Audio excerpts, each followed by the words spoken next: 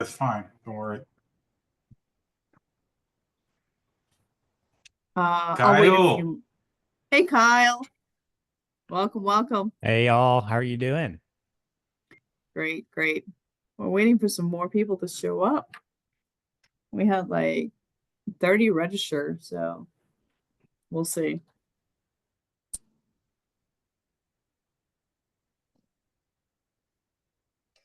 Okay, let's go here. there we go.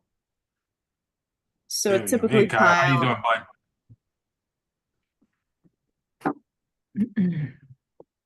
can you hear him? I'm sorry. I think I overspoke over you, Edwin. I Yeah, apologize. sorry. No, no. What was that? I'm just saying hello. Hey, it's nice to meet you, Edwin. Same Eh, here, my friend. Welcome aboard. Welcome to Dropping Jewels with Julie. Thank you for I having love me. Absolutely, absolutely. I'm admitting everybody here in the chat. Sorry for my lighting. I'm in a different office, and Edwin's like, turn off the light, and then I'm like, no, I didn't like how it looks, so we're gonna go with No, this. Kyle, So that's just heaven looking down on her. So don't pay her no yeah, that's the attention. light. It's the angel. So yeah, All, yeah, all she has to do is this. yeah. All right, so we'll go. It's 6:02. We'll go ahead. Oh, we got Tanya on. That's good. Hey, Tanya. Tanya. Hello, Tanya. Yeah. We got Our Justin. We got Stefan. Steven's iPhone. Hey, Justin. How are you? Justin in the house. how you doing? Yeah. Good. Good. All right, guys. So thanks again for joining us here on Dropping Jewels. I'm here with you with everyone who's joining us and also my co-host Edwin. Thank you so much for being here. We are in for a treat. We have Kyle Kurzhal, and he's here to talk to us about AI and automation, specifically systems in your business and some first steps that we can take, which shouldn't cost you much money, but to help you get more efficient. Quick story about Kyle. So Kyle and I met last December. Kyle's a Gator like myself, and we were at a day with Pace in Arizona. For those of you who are in the Paces community, and we just had an awesome time. We hit it off, we connected, and I just wanted him to make my business efficient. And we connected and we got some things taken care of, but I didn't want to keep all the little nuggets to myself. So that's what Chilling with Jules and Dropping Jules is to share. People who are super smarter than I am share their wealth of info. So here we are. And Edwin, I'll let you take it away, say a couple things, and what we like to do is to get started and just do a quick intro of everyone who's on the call. If we have 100 people, we're not going to do that, but since it's kind of, right now we're growing, we'll intro everyone. So, Edwin, Hey guys, Julie, thank you for having me, you're and thank you welcome. for firing this up. Guys, Yes. as we know, for the ones that has been here, this is what we do. We network, so we try to get everybody's name, where you're from, what you do, what you need, what you want. The idea behind this is to be able to meet and greet virtually as our channel keeps growing and growing and growing, and be able to actually network even outside of our channel. And so, if you guys don't mind, just tell us a little bit about yourself, a minute, 60 seconds or so, who you are, where you're from, what you do, and what you're looking for. Um, and just because she's our beautiful host, let's start with Julie. Mhm. And All right. and then Kyle, since you're a guest, you go right behind Julie, okay? All right. Cool. All right. For those of you just joining, we're welcome. We're glad to have you. We're just doing a quick intro, like 30-second elevator pitch. So it kind of helps you practice as well. So real quick, for those of you who don't know me, I'm Julie Collette. I'm in South Florida. So thankful to be in Paces community. I focus on three main things. I'm focusing on co-living for veterans through I'm sorry, I'm focusing on providing affordable housing for 500 veterans through the co-living strategy. Second, I'm a capital raiser. And third, I'm focusing on investments in Dubai. What I'm looking for, what I provide is this lovely space to connect. I'm a huge super connector.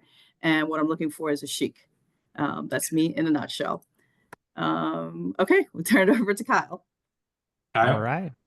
Well, thank you guys for having me. It's a pleasure to be here with you guys.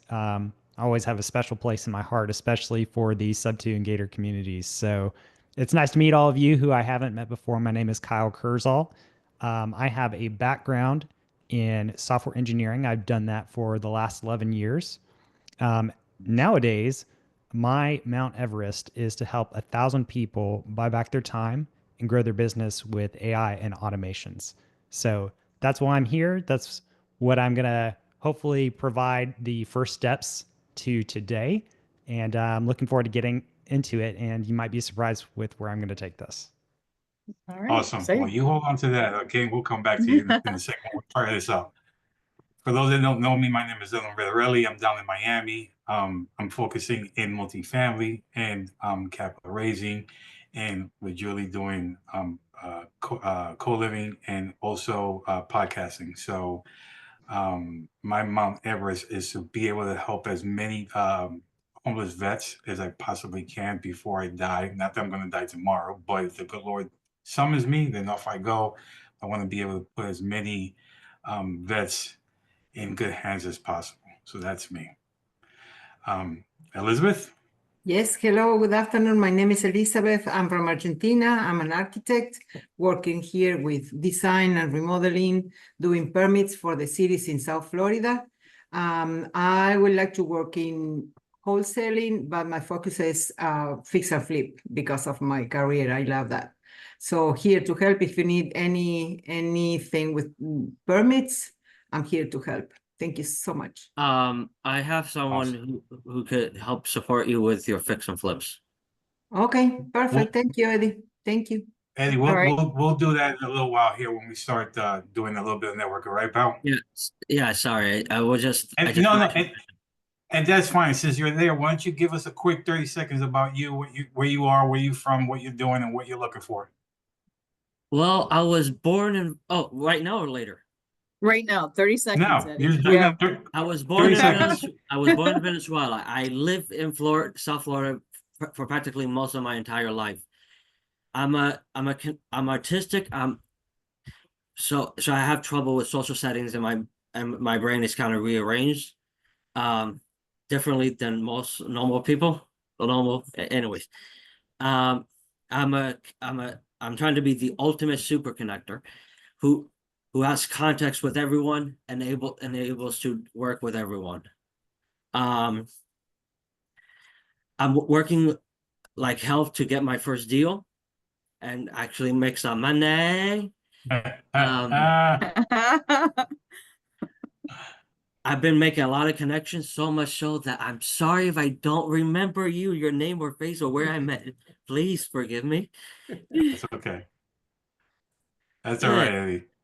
Thank you, Eddie. Great.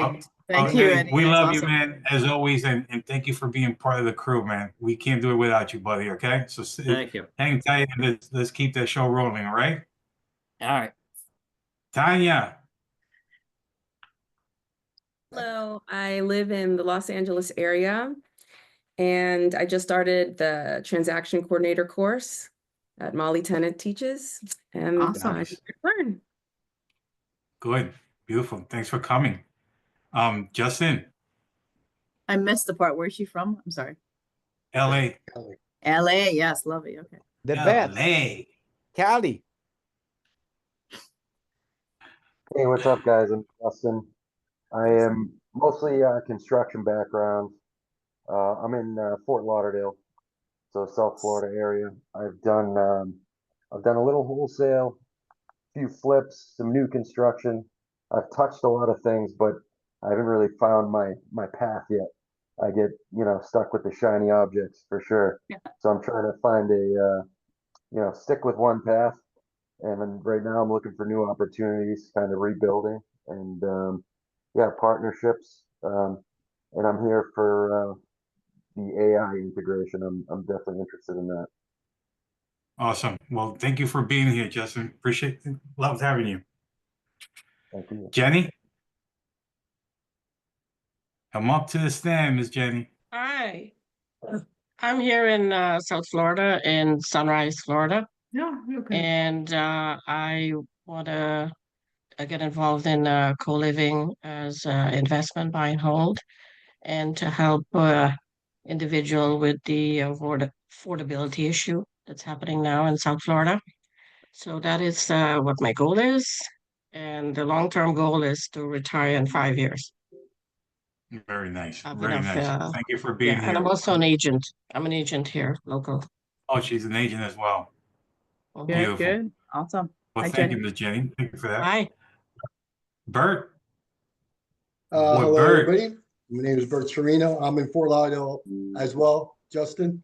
So we need to connect, Justin. See what's going on. And by the way, everybody, Eddie is a super connector. Okay, I know Eddie.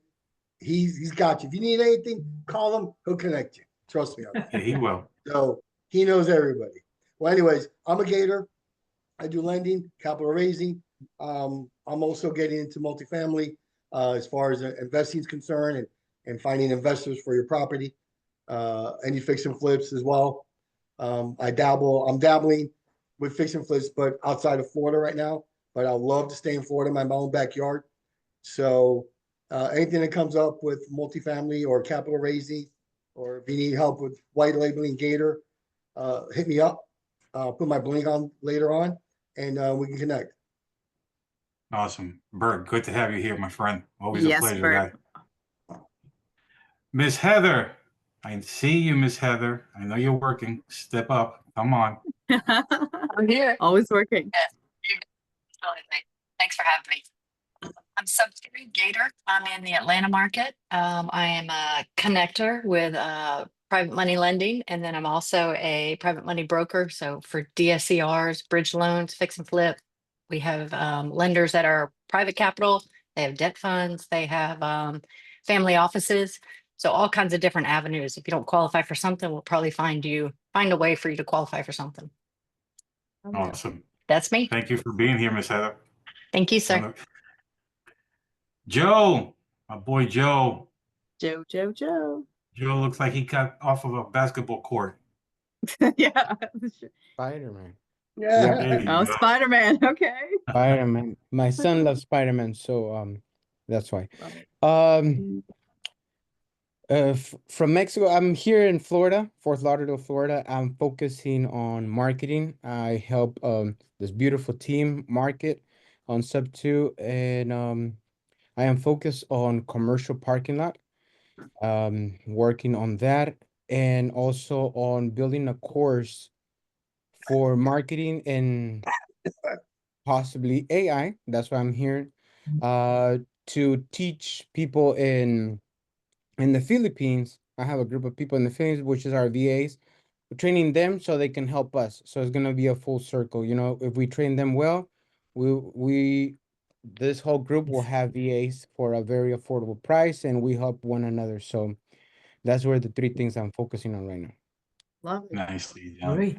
Nicely done. And Joe got a really good mind. Kyle, just an FYI, Joe got a very good head swivel when it comes to this whole AI and automation thing going on. So Awesome. you got your, A little. you might have a little bit of competition in front of you, okay? Hey, listen, there's room. Collaboration, Just a little, just a little, Collaboration. just a little. Yeah. not competition, collaboration. Yeah. I just like I like putting Joe on the spot. That's my problem. So Lilia, if you're there, honey, if you're listening, come up to the mic, please. If she can, there she is. Yep. Hi everyone, I'm Lilia. Well, I have real estate license in Florida and New York, but I'm not really interested in doing real estate as an agent. I'm more interested now. I'm learning more. I just did my I'm in my second private money lending deal, so I'm kind of having a hard time finding where to put money in. So I don't know. I'm trying to learn. And I don't know, trying to find what to do and how to make money. That sounds like a really big problem you have on your hands, huh? Well, I'm on a small scale, but that's why it's harder. I don't know. Well, thank you for being here with us today, Lilia. Thank you. And I'm also working on social media, so that's why this will be, very interesting for me to hear. Sure. And you got the man in the mic. We're going to bring him up in a hot second here. So you stay tuned and grab some notes. You hear me? Yep. I'm ready. Awesome. I'm ready. Good. And then we have Stefan. Stefan, can you come up, my guy? If you can't, please tell me you can. There's you my doing, guy. guys? I'm There you here. are. So, uh, I specialize, or what I'm focusing on right now is grilling. Um, but seriously, no, I specialize in mortgage lending. I've been doing mortgages for just under 10 years. My background is in non-traditional finance, so I deal mostly with self-employed borrowers, real estate investors, and people looking to buy real estate without having to show tax returns. And so, even though I'm a licensed mortgage broker, while I can do your traditional FHA and conventional finance, my bread and butter has always been helping those that are either unbankable or those that have been declined elsewhere for whatever reason. So, debt service, bank statement, I do dabble in hard money, probably not as much as, and I did connect with whoever it was earlier that says she worked with family offices and private money. But my bread and butter and my sharpest tool, I'm gonna say, is the non-traditional bank statement, profit and loss loans, and debt service. Awesome. Stefan, always good to see you, my friend. It's an honor to have you here with us. Thank you for coming. And stay with us, okay? Don't go to work because I see you walking around on an iPhone. Misa, can you come up? Yes. Hi, everyone. My name is Misa. I am located in North Carolina in the Charlotte area. I was actually born and raised in North Carolina, and my background is in marketing and operations. I recently was certified as a top tier TC. And my long-term goal is to become an operator for a real estate investor, helping them grow. Oh, certainly we'll be talking, Misa. Definitely be talking. Yeah. I need an operator. And Lake, or two or three. Great, yeah, I'm looking and Lake forward to Norman it. is very beautiful, by the way. What's very beautiful? Lake Norman. Oh, yes. I'm actually here in that area right now. So, yeah. Okay. Well, you enjoy it because it's very beautiful over there. Yes, I agree. Thank you for being here with us and hope you have fun with Kyle and everybody here. And lastly, Fatima. I see you, Miss Fatima. Come up, come up, come up. There she is. Hi, my friends. For those who don't know me, my name is Fatima. I'm originally from Brazil. I am a registered nurse, but I have many years been in the construction field. I'm working on getting my GC license as we speak. I'm very interested in fix and flips, multifamily, and also assisted living. And I'm in South Florida, near Fort Lauderdale, Margate. Awesome. Very good. Well, guys, thank you for the intros. Please drop your informations in the chat, and I will see you all tomorrow. I am so joking with that. There you go. That's what you'll get. Guys, another episode here with didn't see that one coming, did you? Another episode dropping Julz with Julie here, myself, our special guest, Kyle Kurzhal. Guys, this is an interesting topic because, as we know, times are changing, and with time, we have to change. We've tried everything from something simplistic like ChatGPT to, I want to say, Grok with Elon Musk, and then everything else in between, right? And so we're trying to figure out what works, what doesn't work, how's it work, if we can pull it off. If we can't pull it off, then we have experts, that's going to come to us and tell us how it's going to work. In this case, Kyle. And so it's very important that you guys take notes because things do change, but as they change, they only change for the better. And so this is why we have our guy Kyle here. So Kyle, my friend, if you don't mind taking over the helms and firing away, tell us a little bit about yourself, your background, and how did you get into the whole AI thing? Yeah, definitely. So, I have a background in software engineering. So I'm actually maybe the more layman's term is a programmer or coder. I've done that for the last 11 years. I had the opportunity to work in a startup environment where we built like a trademark search product. That was really exciting. That was about 6, 7 years ago now. And then after that, I worked in a corporate environment where I was helping develop the employee survey application at UKG. So there was a little bit of AI at play in those systems as well around like sentiment analysis.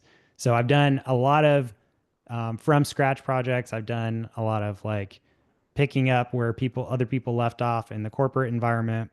I've been watching AI over the last decade, really, kind of seeing where it's useful. And it's definitely changed a lot since I first started learning about it. Can you tell me, yeah, it's changing, and I'm seeing that a lot more is coming out, right? A lot more AI version of whatever is coming out. Let me ask you a question in a way that's going to make sense for a lot of people that's going to understand this. If you were to explain AI to a 10-year-old and a mob boss, what would be the best way to explain that they're going to understand it from both ends? Yeah, I'd probably just stick with the 10-year-old description for everyone, honestly. Like it's helpful even for the tech guys. So the 10-year-old description would be that AI is just another form of automation that uses data as its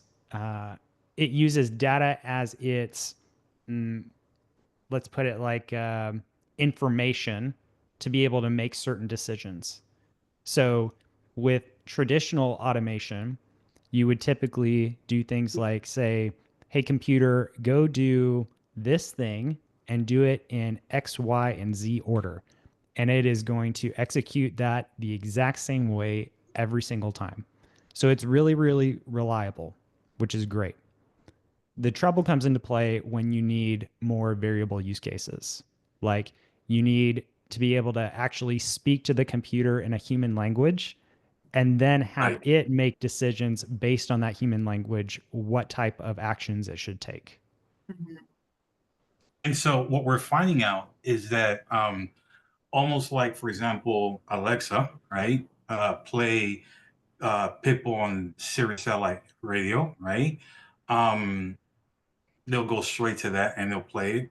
Alexa, control the volume. Alexa, control the air. Put the AC unit at 70, degrees. It's just standardized along the way, right? So when you say we can tell the AI to do certain things, it'll do it in that order. But then when it comes to practicality, like, okay, you did this in this order. Now I need you to be a little bit more specific or more condensed. It has a trouble understanding that language. Yeah. Am I right? Is that right to say?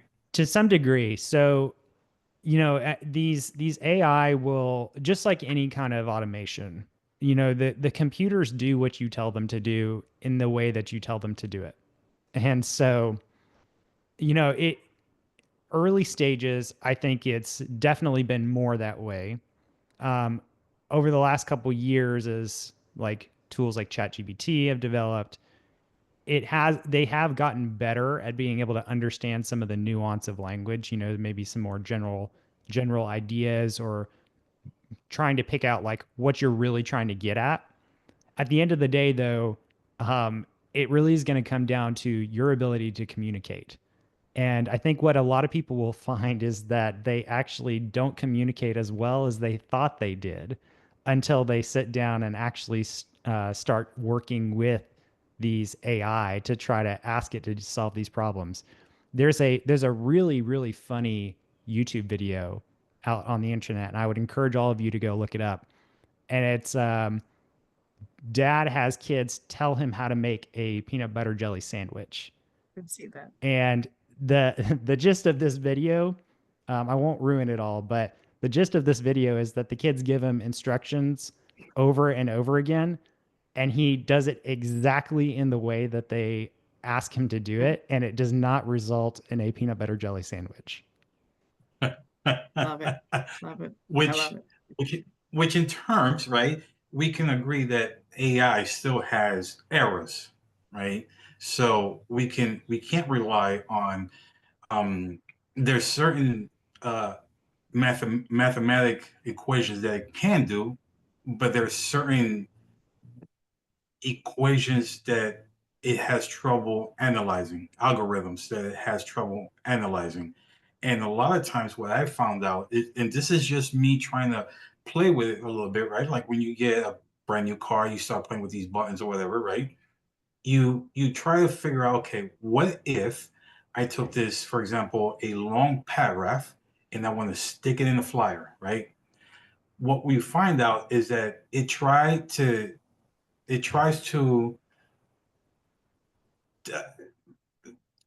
kind of say, okay, yeah, I'm going to do it for you, and I'm going to condense as much as I can to this flyer. But in the interim of doing that, it misspells words. It kind of jiggles a little bit the words, the height of things, and so on. So people get frustrated, and they say that AI is supposed to be this perfect tool for real estate, capital raising, automation, and so on. Even quite frankly, even GPS, we have 18-wheelers that will take a wrong turn, right, under a bridge that's not supposed to be past 13.6, but because the GPS says you can, you go through it. And so, Yeah. what do you say to someone who we can't say that AI has been around as of last week? This just recently came out. What do you say to somebody who says, we're just starting to get into this? These are just the AI that we're talking about, Perplexity, ChatGPT, Grok, and so on, that wants to learn how to use this for their business and wants to learn how to manipulate the system to make it fit their business, how to start using this thing? Well, I think that's a good segue to what he was going to talk about as far as the systems. So if you want to get in, Kyle, and he'll answer that question, because they are being refined, and you're absolutely right. We have to give the instructions, Edwin, because it can take us like in the wrong way. So Yeah. So if you want to proceed, Kyle, with that. Yeah, definitely. And if we find it helpful as a group today to also just ask questions more generally about AI, we can pivot, and we can pivot this, and we can focus Any way on we want. whatever is going to give folks here the most value. So what I would say It's is coming, Kyle, I promise you. So what I would say is, if you're wanting to learn how to get started with these technologies, one of the most basic things that you need to learn is how to actually write a prompt. Like that's one of the very first things. The second thing is that you need to understand what these technologies are actually capable of doing. You mentioned earlier, Edwin, that it struggles, for example, to crunch numbers in the way that you would typically expect. And there's actually a good reason for that, that most people aren't aware of. They just are so used to now talking with ChatGPT that they just think it should be able to do anything and everything. But there's some fundamental design issues that prevent it from being able to do, for example, like what we would consider typical mathematics. Right. So I can get further into that without going too deep, if you'd like me to. So to the group here, do you guys have any specific questions? He's going to tailor it around like a system that you can use that everyone can employ, just to get you started to streamline some things, because that's what I thought would be helpful. So at the end of the call, you take away one thing that you can implement. We can go broad. AI is so broad, but we don't have time to cover everything. So we were just going to have him share something that I think would help everybody. Can we go with that? And if questions pop up, we can ask, right? Cool. Yeah, absolutely. Because Perfect. Cool. what people need to understand also is that, like Julie said, AI is very big, and we will keep Kyle here till the 6th of 2026, and he won't be done with this thing. So you guys, like Julie said, let's figure out how to condense it to where it works to your business, right? To what you guys are doing, want to do, and planning on doing. Because and he's these going to tools cover. Yeah, he's going to do the Google Calendar real quick and just show some things. And then we can ask questions, and then it could be broad, and he's going to give like where you can reach him for specific topics, because everybody's business is different, and what you want to Right. automate might be totally different from somebody else. So we're trying to give that value. So Kyle, go ahead. Sorry. Yeah, I not interrupted. not a problem, not a problem. So, I would say maybe the first thing we should kind of get into, you know, before I do that, I was planning to do a little bit of show and tell. I don't have like a slides or anything like that, but I figured like we could talk about some of these things as like a beginning system. Like what are some beginning systems, and why am I going that route? You know, with what I'm presenting today versus going super deep on all the different AI tools. So you know, back to what I said earlier, I think of AI as just another automation. And there are these traditional automations, which you would tell the computer to do things in a particular order, and you get the outcome in that order every single time, right? And then on the other hand, you get these new AI technologies that act as an interface to, you know, everyday language in a way that people haven't had access to. But before we even go down that rabbit hole, I think it's good to take a step back and say, well, you know, are there more basic things that you should be thinking about when you are starting your business? I know, like, for example, one of the things that people struggle with the most when they're starting their businesses is getting leads. That's like the lifeblood of your business, right? If you don't have leads, you don't have a business. So, Right. how do you, as a business owner, decide what are the first systems that you need in place to actually be effective? And so that's where I was intending to take this today. But I've got some little jewels here and there Yes. that will mix in Nice. some AI. But I think this will be very, very practical for some of you. I hope it won't be too boring. Hopefully it'll be like, oh, I didn't know I could do that. So Love it. there's just a few things. And then if we have some additional time, I think maybe we can go even deeper on some of like more specific AI questions if we have any. Does that sound good? Absolutely. Have at it. Okay. Okay, cool. All right. So this is where the surprise is going to be for a lot of you. What is the most basic system that you can have as a business owner? The answer is an email.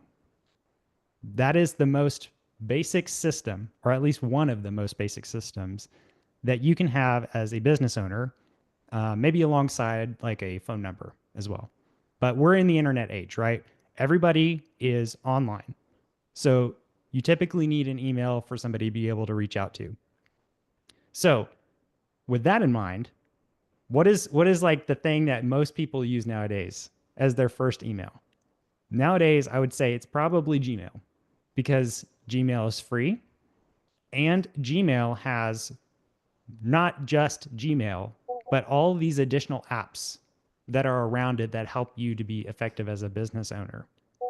And with the new advancements in AI, they're starting to integrate into the existing suite of tools that already existed.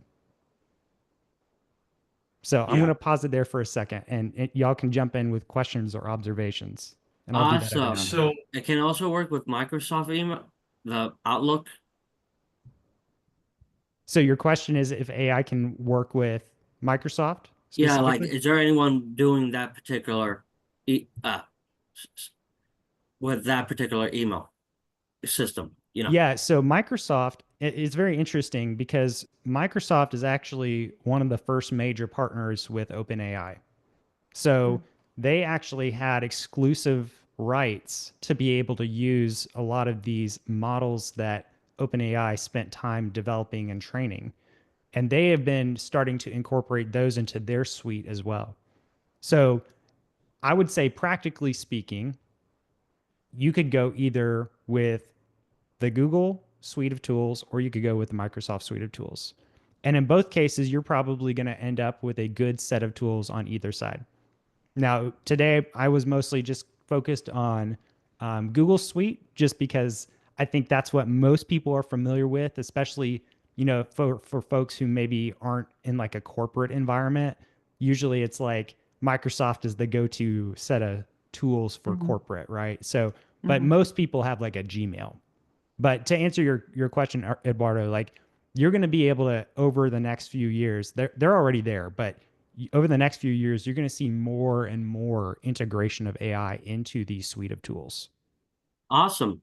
And actually, I wanted to say awesome quite a few times because everything sounds freaking awesome. Okay. Hey, Kyle, and so let me ask you this. Gemini is part of Google. It is. How does that all fit there? Because I know Google could work Keep, Doc. Well, it works a couple things that you can, but not as strong as something as maybe Perplexity or Chat GPT, maybe. Yeah. So Perplexity is kind of interesting. Perplexity, for those who don't know, is a search engine, but it's a very, very smart search engine. It's an AI powered search engine, really kind of the first of its kind that can do more analysis of the information that's out there on the internet and give you a better curated result. So it's something you could search up Perplexity today. I think the domain is perplexity.io if I remember correctly. Yeah. And it's great Yeah. for like doing research. ChatGPT recently, you know, OpenAI just recently added the search functionality in ChatGPT as well. So you get some similar kind of functionality to Perplexity. And then Google themselves have developed this set of models they call Gemini. And these are now being integrated into their suite of products, and that includes Google Search. So if you've been using Google, you probably have noticed that over the last couple of months that they've started to integrate this new like Ask AI feature at the top, you know, where it summarizes all the most important relevant stuff. That's using Right. Gemini under the hood. So that's their flavor of AI models, so to speak. And then ChatGPT has their own flavor. Perplexity has their own flavor as well. They may be even using one of these others under the hood, but hopefully that kind of gives you a little bit of information about some of these different search engines and how maybe Gemini, you could be thinking about, okay, now these Gemini models are going to be used in Google's suite. Right. And so before we continue, let me ask you this. Yeah. If somebody wanted to start their business, because you said earlier about how some of these people aren't using the models that's out here today for their business, right? We've got emails, for example, that one of the easiest models to scale, right? What would be 3 tools that in 7 days flat somebody could up and start going?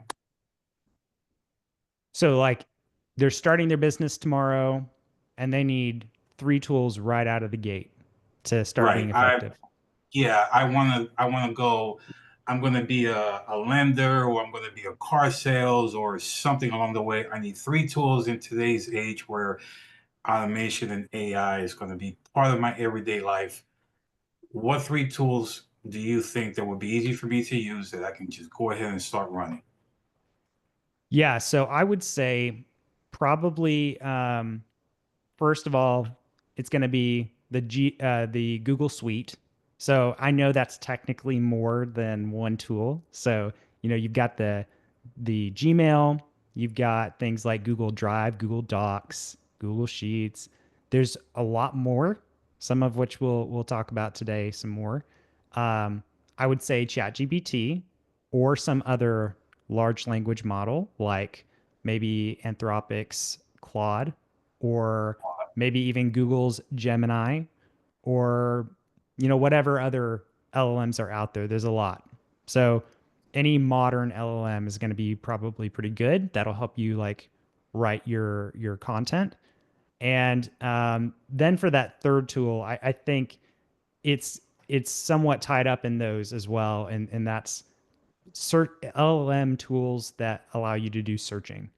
It's going to help you find relevant information, especially with some of the new deep research tools. You'll be able to more and more collect information on, well, what does the market look like for particularly for your customers? Do you have any competition? You know, what is that competition doing? Things like that. So those are the three things I would say you should focus on, because those are very like lead centric. And again, if you don't have leads, your business isn't really a business, right? And those set of tools will help you with the lead side of your business. Love it, love it. So let's pause here for a second. Questions, anybody? I know you guys gotta be asking questions, or gotta have questions to be asking, because I know I got a ton of it. I will not be taken away from you all. So if you have questions, please raise your hand, or just jump in there, say something, and we could just continue. Bert, what do you have? Can you unmute, Bert? There we go. Kyle, real quick. Have you heard of the Prop AI that the Gators are participating? Okay. Yeah, the Prop AI question. challenge. Right, exactly. I'm part of that. I have the Prop AI system, so we're using that to generate our leads and so forth.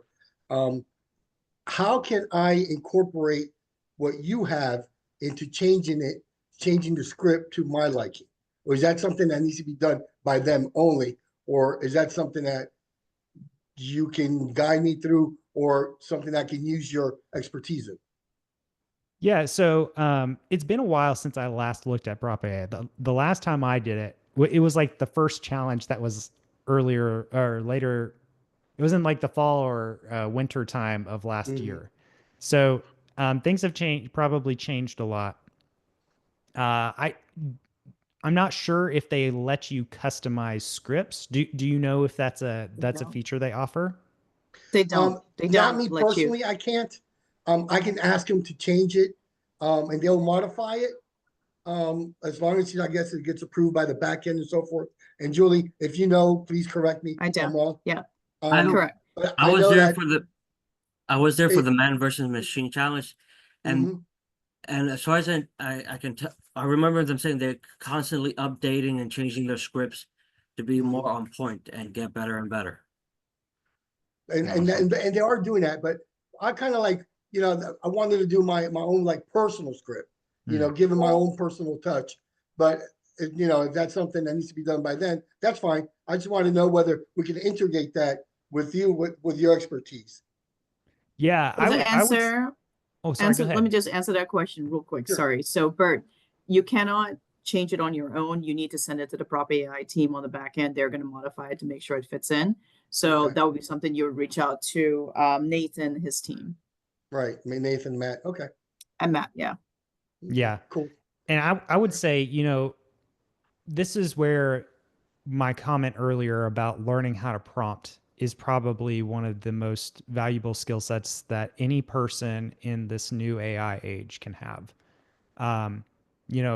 If you don't like, for example, one of those scripts and you think you want it written better, but you maybe you struggle to write the script. Maybe you kind of know some of the things that you would want to incorporate.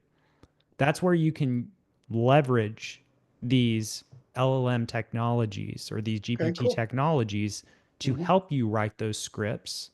You can say, based on the feedback you get from the team, you can say, okay, well, I need to include these types of variables as part of my template.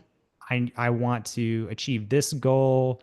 You might give it some context and ask it to role play, pretend like it is an expert, let's say sales cold caller with over 20 years of experience. And you ask it to help you write that script with these things in mind, with this goal in mind. And then it can give you that script, and then you can hand it off to the Prop AI team. Okay. Well, thanks. Appreciate that. Thank you, Julie.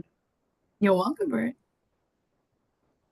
So we've got 2 more questions, and then we're going to pass it on to Kyle so he can keep on with this presentation, because this is better than going to vote for the next president. So, Joe, come here, Joe. Heather raised her hand before me.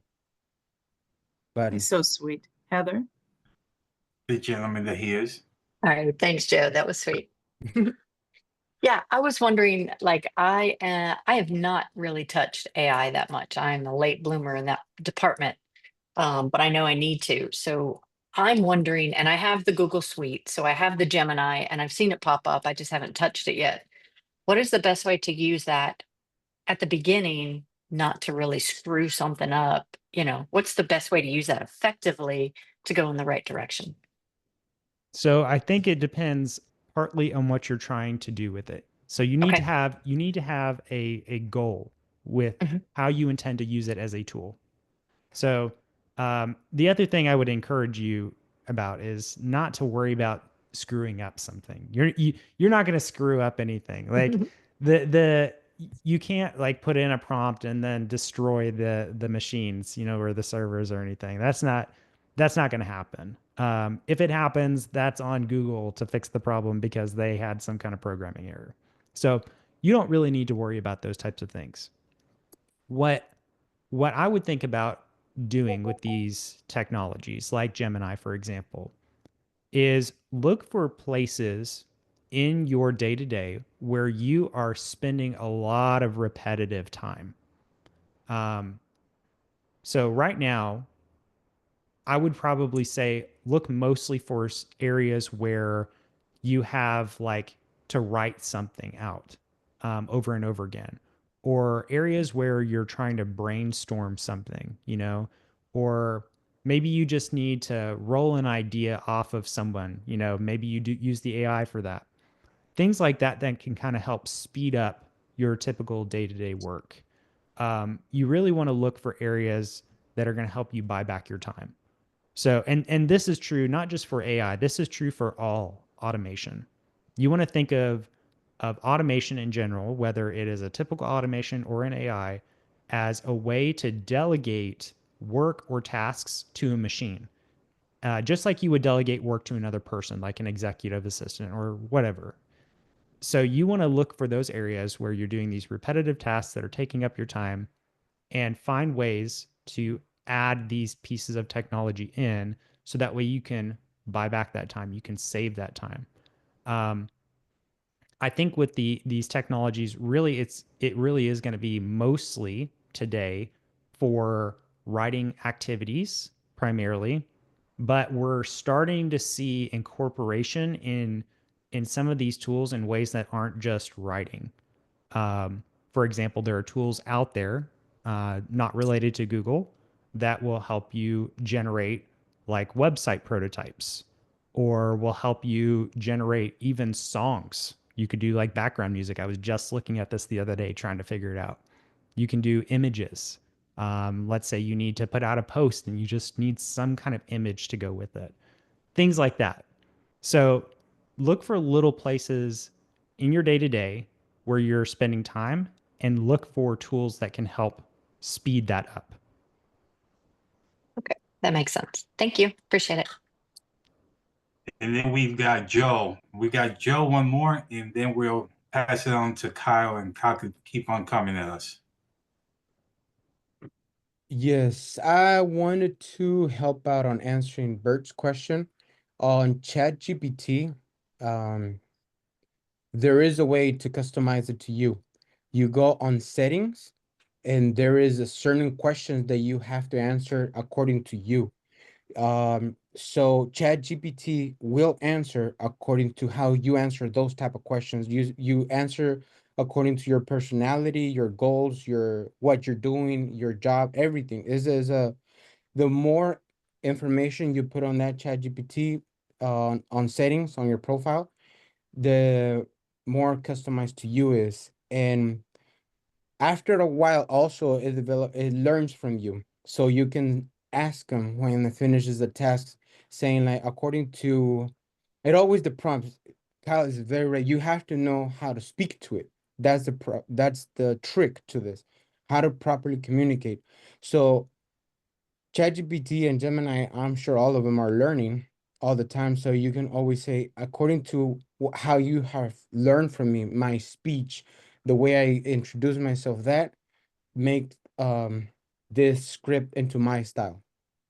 So just want to touch on that there is possible to customize it to you. Thanks, Joe. Joe, appreciate you, man, as always, with the knowledge out there, man. One of our guys on our team. So, Eddie, we hold your questions, Eddie. We will come back to you, my friend. I promise. All right. We gotta let Kyle do his thing. So, Kyle, thanks, Eddie. Appreciate you, buddy. We'll come back to you. I promise. So, Kyle, actually, take over. Why don't you take us through your presentation? Yeah. So we talked a little bit about the Google Suite, like particularly starting with an email, right? So you can go the free route, and then you can also go the paid route. And the paid route, I would recommend for most people, as long as you can afford a couple bucks a month, because you're going to start getting access to some of these integrations with AI through Gemini, for example. So if you really need to go the free route, all the stuff I'm going to show you is doable with the free route. Just, I would encourage you not to use like some guy 123@gmail.com as your email address. So that way you don't come across as unprofessional.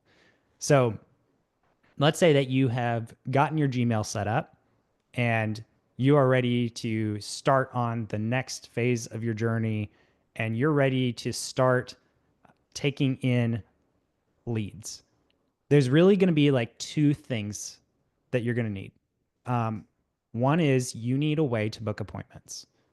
And then the second thing, well, let's actually, I'm not quite right there. There's really kind of three things I would say.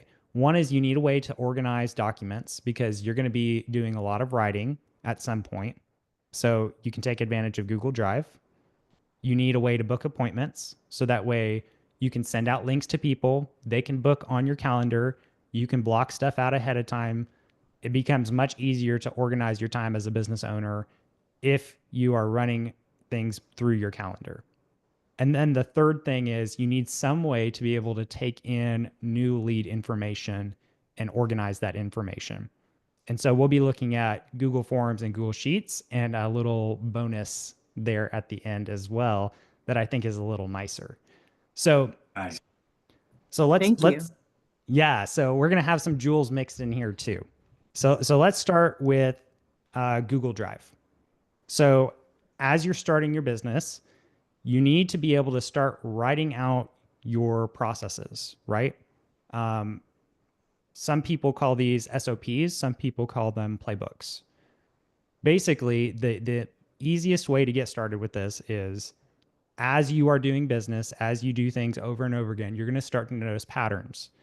And if you want to grow your business, you need to think of your business itself as a system, which means that you need to start documenting the things that you do. You need to start documenting processes that you follow in your business, so that way eventually you can either take those tasks and delegate them to a person, or you can take those tasks and you can delegate them to a machine. So one of those two routes, either route is delegation, but you need to know exactly what your processes are, so that way then you can figure out which direction you're going to go with it. You know, if you come to a guy like me, yeah, I've got the integrator background, right? I'm going to walk through this kind of thing with you. So if you don't have your processes defined for your business, I'm going to have to sit down with you. I'm going to have to say, okay, how does this work? What's step one? What's step two? How do you do those things? And we're going to have to get into the weeds of it, so that way I understand, okay, well, this makes sense as an automation, or this makes sense to delegate to a person. So having access to Google Docs, having access to Google Drive, that is really, really critical for your business. Now, here's the jewel. So I think most people kind of knew some of that stuff. The jewel is that with these new AI technologies, you can actually leverage a tool in the Google Suite called Notebook LM. Notebook LM is a tool that helps you to aggregate information from across the web and across your own Google Docs, and then ask it questions. So this becomes much easier for you as a business owner, whether you're doing the operations from day one or whether you're training a new recruit, to be able to keep track of how your business should operate, what are the processes. Maybe there's certain things that your new employee is trying to figure out and understand and they just don't know. You can organize all this stuff into Notebook LM, ask it questions, and then on top of that, you can ask it to generate a podcast format for you and have it talk to you about all of the information that it has aggregated together. So this becomes really powerful as a learning tool for yourself and your employees in your business. Well, I So don't we think we're paused gonna let there. you. Yeah, We'll take a I'm pause already. here. I'm plotting on how we're not gonna let him go. Like we're just gonna keep him and not let him go ever. I don't know if you're So married or not. I want to tell your I, wife that you're not coming back home ever again. yeah, I think Bert is saying, let him go. Right, Bert? Is that what you're saying? He wants to hear more, Jules. So Well, yeah. The problem with letting him go is that, for example, it's not to put her out there, but Miss Heather, for example, she's learning how to use Gemini and stuff like that. So I want her to be able to kind of catch up and understand what he's saying. And for example, Notebook LM is a very powerful tool that you can actually use. Like for example, correct me if I'm wrong, Kyle. You can, if you were launching a YouTube channel, you can just take what we're doing right here, kind of structure to fit the podcast, send it out there, and let the magic work.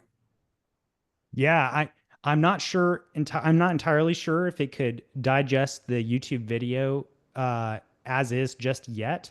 But the way around that is there are tools to be able to grab transcripts from YouTube videos, and you could take those transcripts and feed them in to Notebook LM. yeah, yeah. So it's incredibly powerful for any kind of learning situation that you might have, whether it's your processes in your business or whether you're trying to understand something about your industry or learn something new about maybe shifting markets or things of that nature. Wow. Powerful stuff. So you know what? We're not going to hold you. Keep going down. This is your lane, my friend. You keep going at it. Well, let me share my screen, and I'm just going to show it real quick for folks. So it's really easy to use. We'll only take a second to look at this. Please do because it. You can Yes, go I love play. it. You can go play with it in more detail later. That was But kind of my question. yes, let's get right to it. Let me share my screen here. All right. Can everybody see? I'm going to have to move this down here. Yep, I can see it. Perfect. Let me Thank you, Andy. Let me drag all the little things around. So if you have a Gmail account, whether it's free or paid, you can go to Google and search for Notebook LM. So you can also go to notebooklm.google.com. And what you're going to see, oh man, I dragged this thing in the wrong place. Got to drag it over to the side. Excuse me 1 second. All right, there we go. So you're going to see this button down here at the bottom that says create new notebook. So you'll click that, and then it's immediately going to ask you, hey, where do you want to pull your sources from?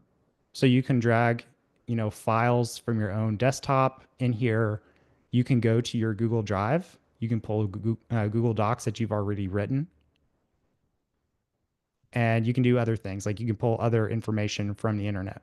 So I must have clicked a little button and it took us right into the view here. So over on the left-hand side, you have the option to add sources. So you'll be able to paste text in here. You'll be able to put links. It looks like you can do YouTube videos actually. So that answers your question, Edwin. And then we can also discover certain things. So let's say I want to learn more about the end-to-end process involved in a real estate transaction and the key players involved. If I can spell. And then we'll hit submit. And it's going to go search on the internet and it's going to pull up all these different sources. So we can select which ones we want. Those all look good. We're just going to import those. And when we're asking questions inside of Notebook LM, we can select or deselect certain sources. So this is going to be where you can do your market research or whatever it is. And then it's going to start to summarize the information here. So you can see this up here. We can title the notebook and all that. So now I have questions. I want to know, well, what's the first step in a real estate transaction? And referencing these sources, it's going to give me an answer. So it might take it a second, but then it's going to give me all that information and it's going to give me citations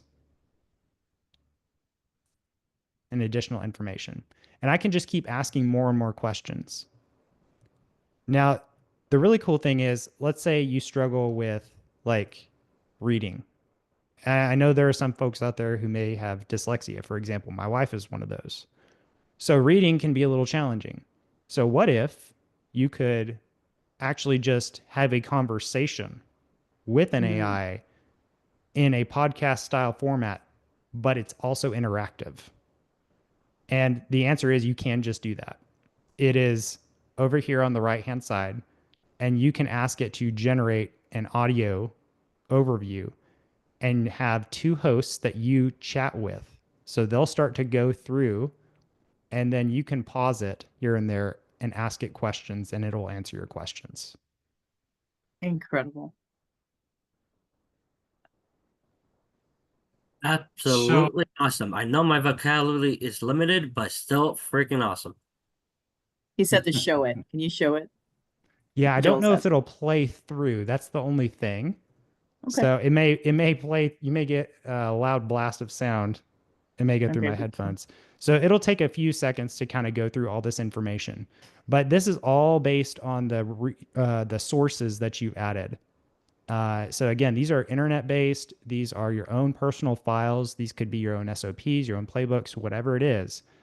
And you could use it for training purposes. You could preload these notebooks and then share them with your employees, for example. So it's taken a little bit for it to chug through it. And I'm not sure, again, if that's going to come through for everybody here. Okay. So maybe we can And ask this some questions. one sentence that you just popped about learning about real estate and the players involved. Yep.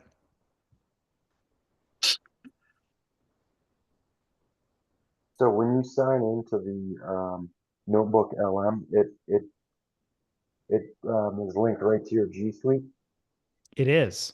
Yes. So you guys didn't see it because I can't see anything at the top. My apologies. You didn't see it because I was already logged in, like I'd gone through, but it just asked me to log if I want to log in with my Gmail account. And I said yes, and then went to those next steps. So in the event of I want to be a lender, right? We can type down there and say something like, I am a lender and I want to reach out to the community of South Florida. What would be the proper steps for me to reach out to them? I don't know, something to that extent, right? It would start with finding everything I would need in the sources. It would then generate everything here in the chat from the sources that came up here on the left, right? Yes. And then if we wanted to have a conversation with it, it would generate it from the chat into the voice here. That's correct. You can also add additional notes as you go through, and then add them back as new sources. So you can think of this as an exploratory process where you start with some initial questions, you get some notes, then you add those notes to your sources, and then you ask it more questions, and you keep on going over and over again until you get what you need. Amazing. Amazing. I'm going to stop sharing here. It will generate this in the Take a while. background. So if I come back, I think it's taking a little longer, maybe because this is also a free Gmail account.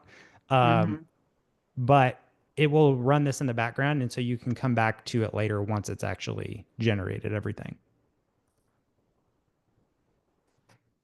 That is, I don't know what word to use at this point, but that is by far the most interesting thing I've heard and seen so far. For people that don't know how to use this AI platform, that is by far one of the best ways of scaling your business at this point, because now you have ideas of how to vend yourself out, literally. It's the strategy is just beautiful, and it's all there for free, literally for free. Yeah, I think this becomes extra powerful since it looks like you can pull on YouTube videos too. This becomes extra powerful when you can start referencing other sources like that might be like critical voices in certain spaces. Like, for example, I'm a really big Alex Hormozy fan. I love his stuff on creating offers and leads and so on and so forth. So what if I could have Alex Hormozy talking to me as an AI, basically, by feeding in his snap. videos? Wow. Next level here, Kyle. Thank you. Definitely dropping jewels here. Love it. Hi, Chris. What does everybody get wrong about chasing automation before systems? Sorry, that was a question directed at me. My apologies. I thought it was for everyone. Sorry, Kyle. So the question is, what does everybody get wrong about going with AI first versus automations? Chasing automation before systems, because see, this is like this type of automation is, I'm sitting here just thinking about what just happened. This is a complete different type of level thing, right? I've seen automation, but not like this, especially not for free. So this is beautiful to have. But people don't understand how to implement it, and sometimes they get it wrong. And so what's the difference, or what do they get wrong between one and the other? Yeah, so I think of a business itself as a system. So even before you get to automation is really just a method of delegation. It's the how you take the thing you do and get it done.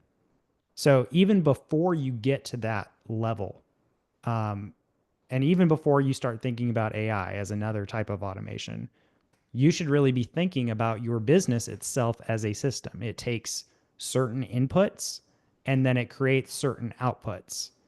And your business, you could even look at it as a system of systems. So, for example, your financial department or your sales and marketing department or your operations department, those are all each systems of their own. And they work together to be able to accomplish some goal or some task.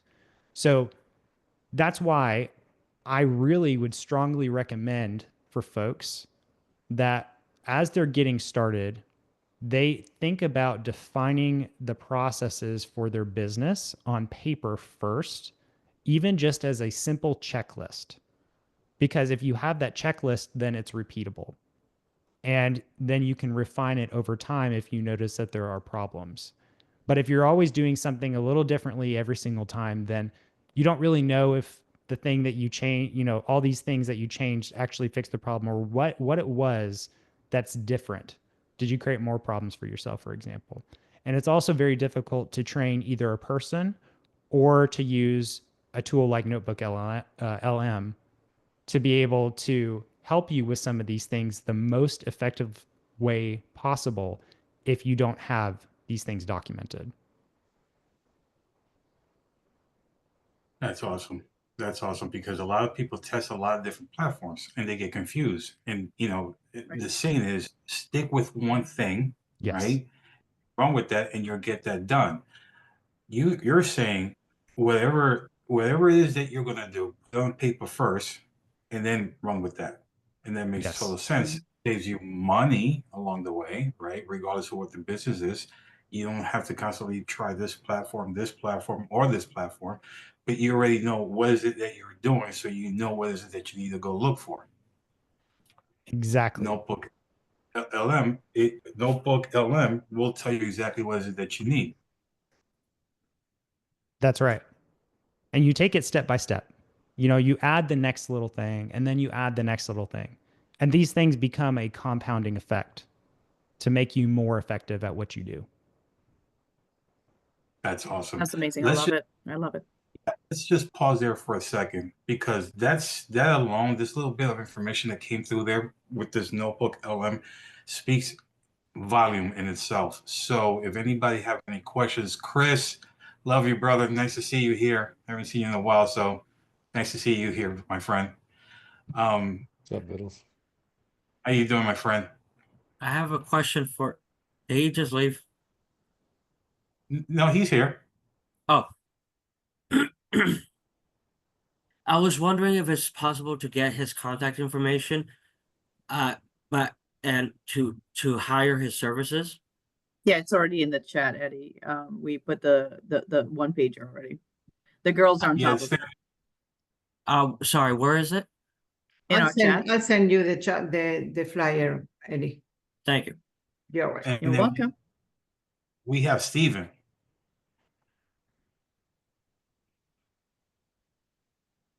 Where's my boy Steven? He had his hand up. Steven. Yes, sorry, had you guys on mute.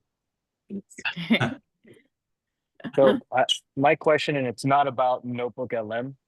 I'm curious to know what your favorite automation, whether it's something you use every day or something that saved you the most amount of time, like in your business. What is it that you're using that you think right now is probably like in your top uses of either AI or automations in general? Oh, that's a good question.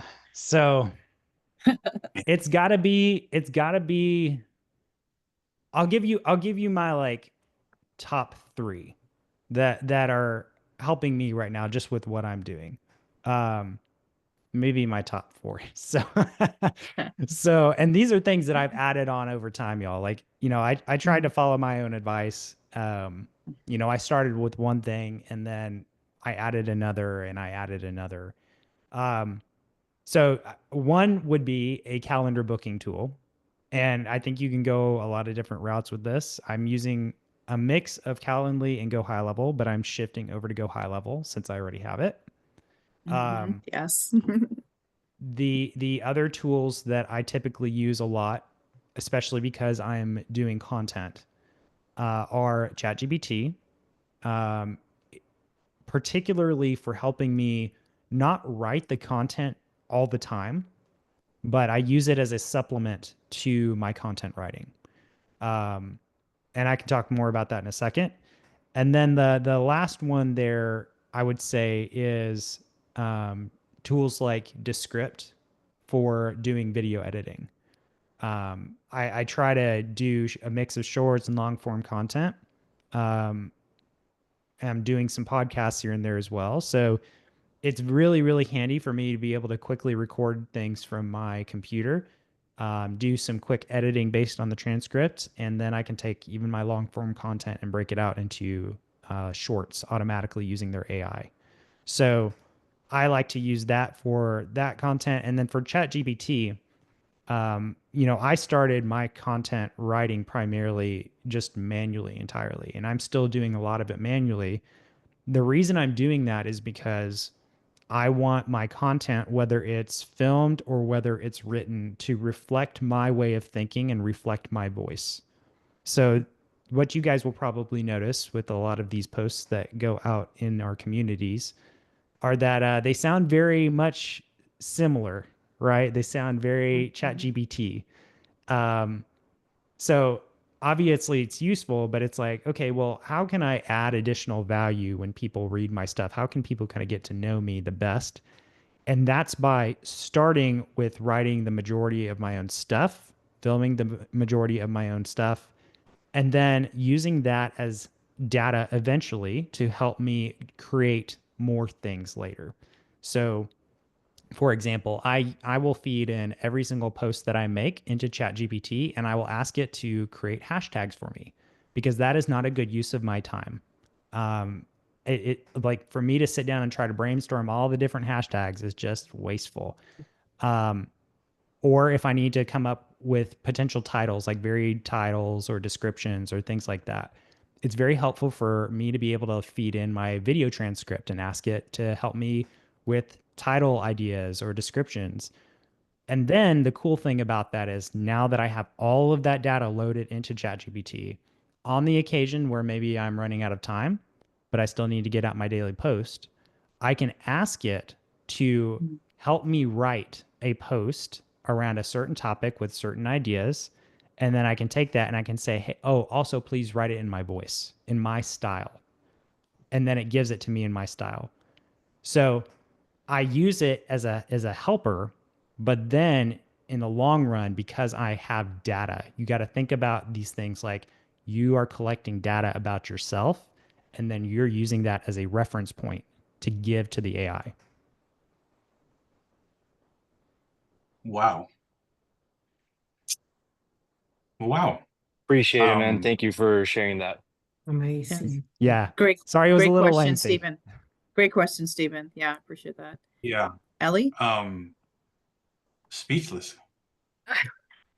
Ellie, go ahead. Yeah, I have a question. When you ask something to GPT, I only used GPT, but when you ask a question, and it's something like, where is this building belonging to, what city, or what is the process for the city for determining permit or something? And they answer. How accurate are the answers? How can you trust 100% or not? That is a fantastic question. So the answer is that it depends partly on how you're using it, and it depends partly on how well the model is trained.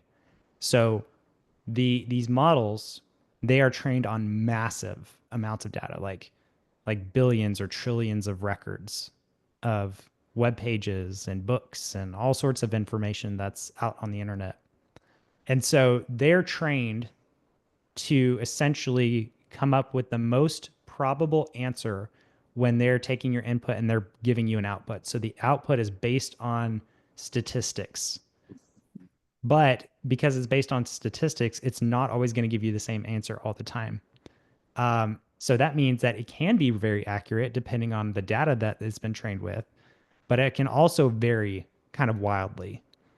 And so the way you can overcome some of this is by leveraging some of these newer features that are being released in some of these tools, like the web search functionality in ChatGPT, for example.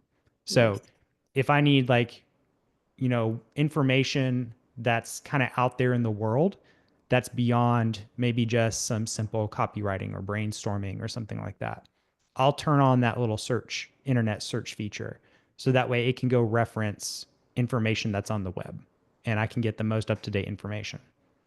The other way you can do it is similar, but with some of these new deep research features that have been released. And these will go do more in-depth analysis. That's if you're just wanting the city, the province that this town is in or something like that, that might be a little overkill. But if you need to go really deep on a subject and collect a lot of different information, then that's kind of like the next step. So I would say you've got this spectrum of sorts. On the left-hand side, or my left-hand side, you have the base training. Then in the middle there, you have the internet enabled search functionality. And then on the right side, or on the other end of the spectrum, is these deep research tools. So if you're needing more accurate information that's up to date, I would definitely lean more towards the middle to deep research side of things. Okay, great. Thank you so much. Thank you. Absolutely. We got Bert.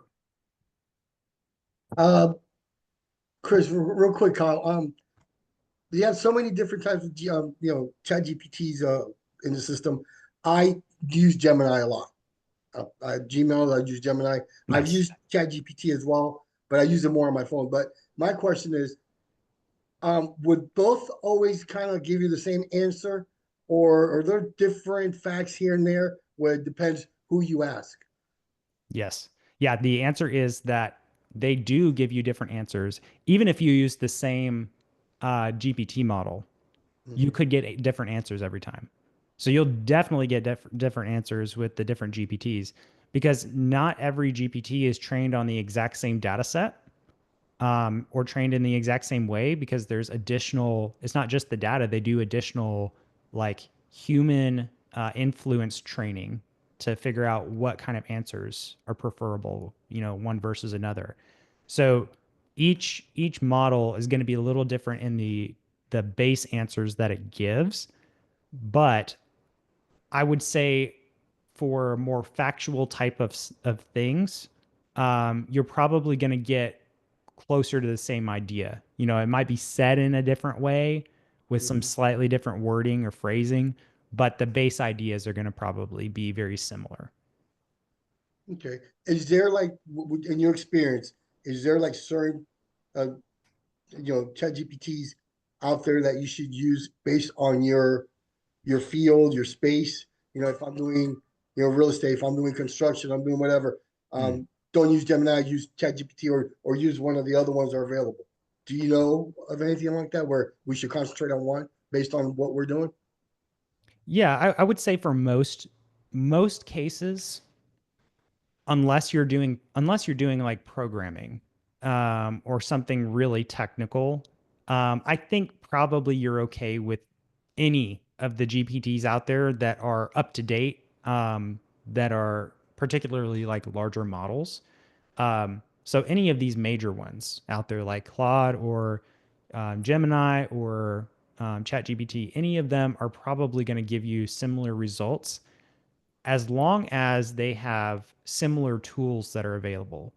So, for example, if Gemini didn't have access to the internet to be able to go look up information, then that would be a critical piece of tooling that is missing to give you the best answers, right? Like, I think for a lot of people, you're gonna start to find a lot more value in being able to do internet searches essentially that are more curated to what your needs are, and then be able to answer questions and be more interactive in that way. So if there's like core pieces of missing tools, like these tools certain tools aren't integrated, then you probably should look at one versus another. But otherwise, I would say you're probably okay to just use any of them, honestly. Cool. Thank you. I am going to, oh, we got Livia. I actually have two questions, if it's okay. Well, one question is there any free voiceover tool that you can use your voice? Like I used Canva for video editing, and I tried a few AI voiceover tools there to use my voice, but they don't sound anything like me. So, I mean, there are plenty free ones that you can just choose other voices, but is there anything that is free where you can use your voice with AI? So Lily, are you asking essentially like, how can you take an existing audio recording and then turn it into your voice? No, if I, let's say, type something on ChatGPT, like if I have a text and I do voice, like voiceover for a video, but with my text. If I use the text, instead of me talking, I just put the text to do voice, but with my voice, not, Got it. Created. Yeah. Okay. Yeah, I got your question. So yes, there are tools out there for this. One in particular that comes to mind is called 11 Labs. They give you some base credits that you can use, so you can use that tool for free. And they can do things like use a pre-programmed voice and take your text and then speak it, and a lot of these sound fairly good, honestly. 11 Labs also has like multi-language features, so if you need to generate the speech in different languages, it can do that too. But yeah, will you it might check that do out. my voice, like specifically my voice? You could also do it in your voice. So they also have voice cloning tech built into their Yeah, the platform. cloning. That's what. Okay, so 11 Labs, right? Yes, I would definitely go check them out. I know that, Descript has similar technology. I don't know how good it is. The only other thing about that is I don't know if it's like if they have a free tier that includes some of that tech. But 11 Labs I think would be a good starting place for you. I actually used it recently for a client who needed like a phone system set up, and we took some of the call menu text and we ran it through 11 Labs to have it generate the speech, and then we took that recording and put it into the phone system, and it came out beautifully. It sounded really nice. So it sounded like a real person, honestly. It sounded better because I didn't have all the background noise that I would have had. Yeah. Awesome, thank you. And my other question is there also free tool to research keywords? I know there's I forgot the name of it that's used for YouTube that will do all the, keywords, but that one is not free. Is there any free option that is good for like keywords and, hashtags for YouTube? Yeah, that's a really good question. I would say one place, the thing that kind of comes to mind is probably the free tier of ChatGPT. I'm not 100% sure if it has internet searching capabilities in the free tier, so maybe somebody else can confirm that. But if it does, you could probably leverage that to help with some of these things.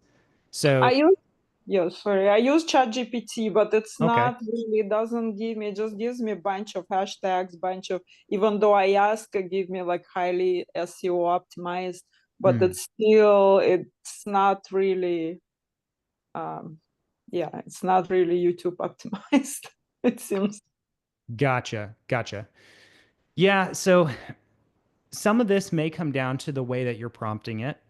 It's the prompt is the key thing. When you're using these technologies. So you need to understand like how to give it context, how to ask it to, like, you have to define your goals, what you want it to do, how you want it to role play. You need to ask it like, I want this outputted in a certain way and formatted in a certain way. You need to ask it to do those things very specifically.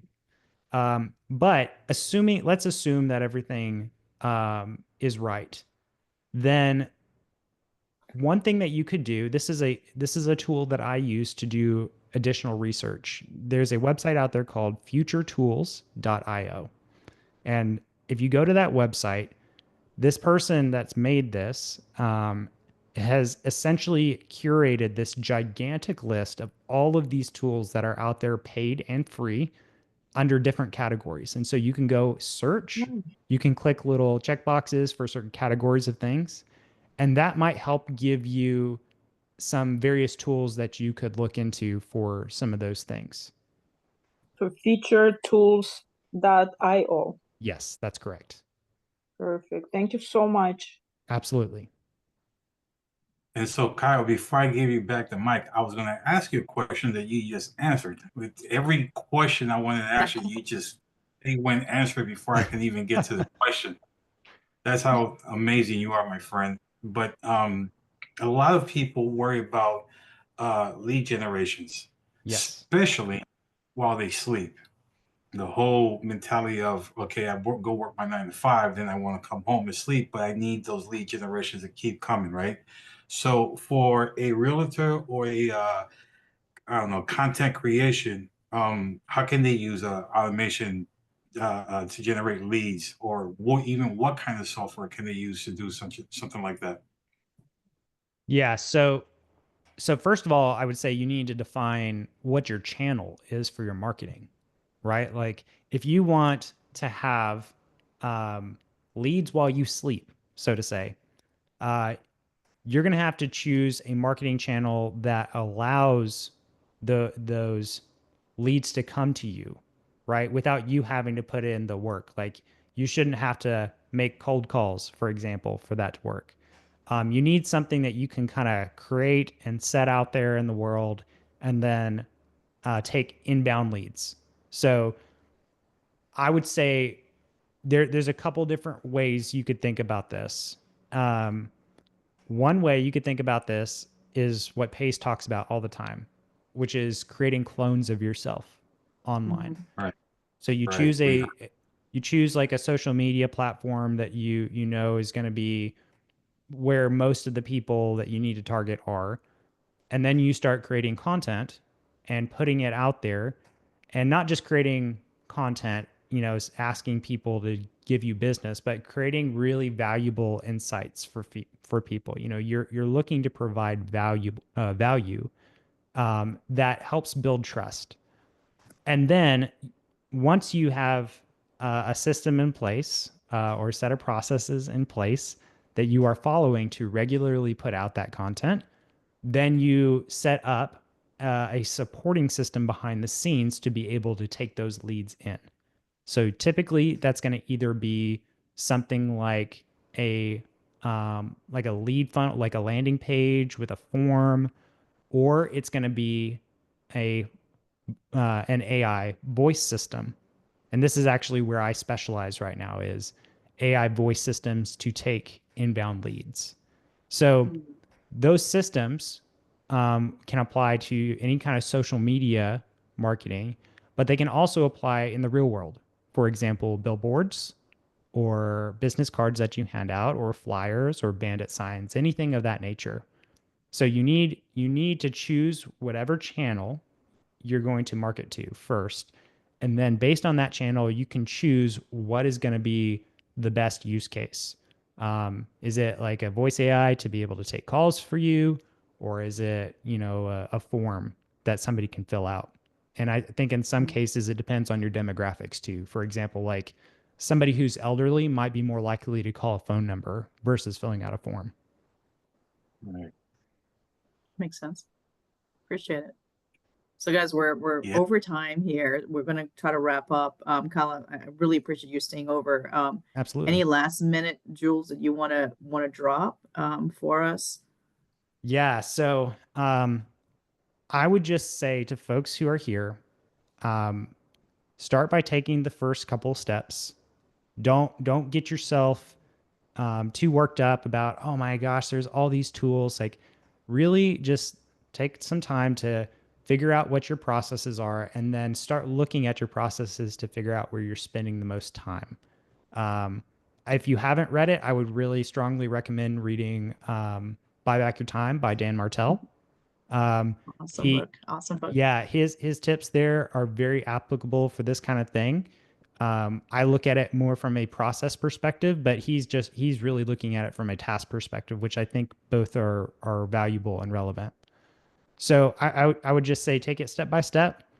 And then as you are looking towards the future of tools that can help you in your business, be aware that in the next year to 2 years, we're going to see some massive improvements in AI agents and voice AI.